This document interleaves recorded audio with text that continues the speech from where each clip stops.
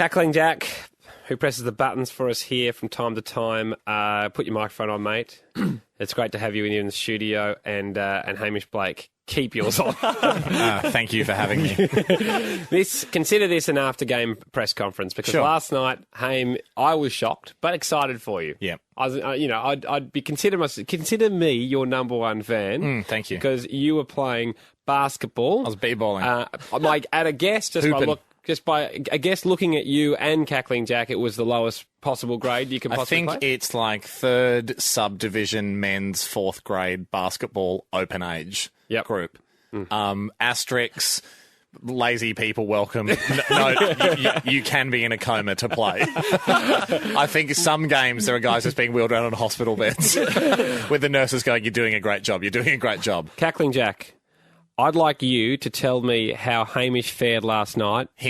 Brilliantly. Well, it's on our team's second game, so even though we knew Hamish hadn't played at all, ever. we were still willing to have him try out on the team and see how he went. It's not a tryout, mate. No, not a tryout.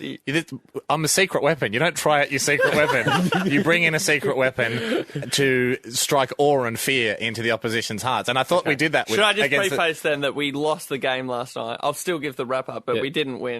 No, we didn't. But you can also lose with secret weapons. Weapon. Well, like the Nazis had some great weapons as well, but they didn't end up winning. I'm not saying we're the Nazis. You kind of are. I'm just saying both sides can be well equipped. And on the day, the Town Hall Hotel smashed us. I thought they played pretty dirty, to be honest. Okay, Cackling Jack, just focusing on Hamish's ability. Let me throw a few things at you. Speed around the court. Awesome. I mean, answering your own words, Jack. I'll just give you hints. He was doing a lot of running around and stuff before the game, so he had a full sweat on before the game. Yeah. So I'm not sure if... It's called a warm-up, and I take it to the max, because I give 150% as my opening offer. I usually up that to 210%. Yeah. Okay, I'll just let Jack answer. So there wasn't much speed around the court, but he was playing... I suppose you played more of the big guy role, like taking the rebounds and stuff. Yeah, got a lot of rebounds. Yeah. Okay. I don't know, did you feel you were fast? Yeah. All right. Okay. All right. Okay. Really fast. So slow around the court. Fitness. Again, he probably subbed off most of anybody, or at least equal most of anybody. Fresh legs, keep the team rotating. I don't want to hog all the court time. I know I'm the secret weapon, but some of the other guys have got a lot to prove. I don't want to hog that. How many points did Hamish get? No points. You don't need points. You don't win games on points. That's a very old school way of looking at it. You win them on rebounds and psych outs. Talk about the psych outs, Jack. Okay. How many shots did you have, though? I only had like 3 shots. Yeah.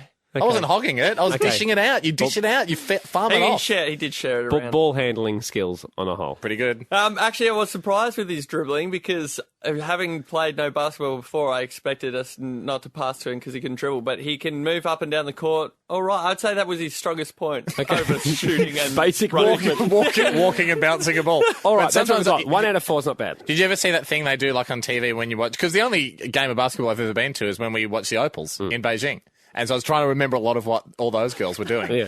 And I took a lot of that. Like, as soon as the other team scores a basket, you run back really quick and all that kind of stuff. Okay.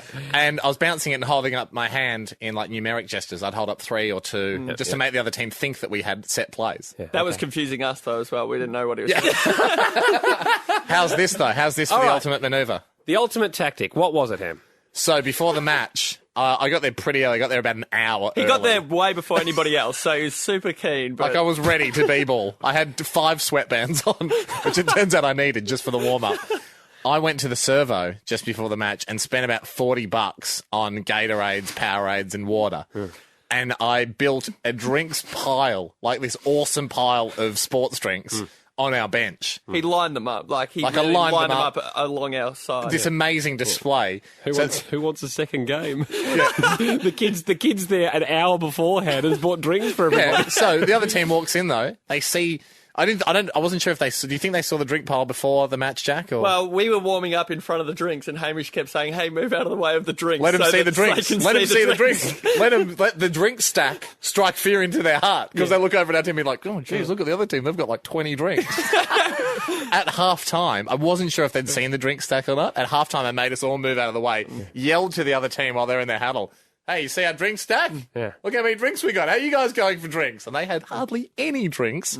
Second half, how did we play? We really came back. We lost still by 6 points, but we They're definitely won the half. We won that. We won that half. It rattled them. They saw the drink stack. Both of you, are we trying to say The drink stack. or surmount? Like, he wasn't great on the court. That the second but- half comeback was because They were rattled. a team thought that you had a better liquidity ratio than Yeah, we they were did. better hydrated. They absolutely panicked.